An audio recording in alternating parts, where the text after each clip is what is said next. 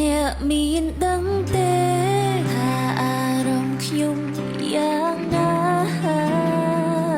ពេលដែលស្នេហាត្រូវបាត់បង់ទាំងមិនដឹងខ្លួនមិនភ្នែកចិនឈឺផ្ទួនផ្ទួន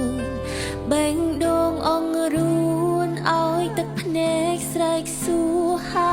ផល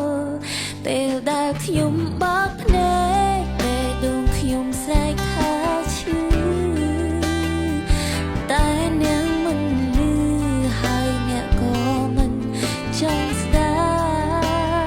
ប់នៅអ្វីដែលខ្ញុំចង់ប្រាប់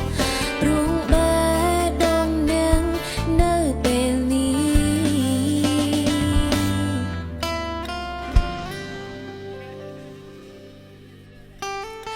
លែងមានខ្ញុំហើយ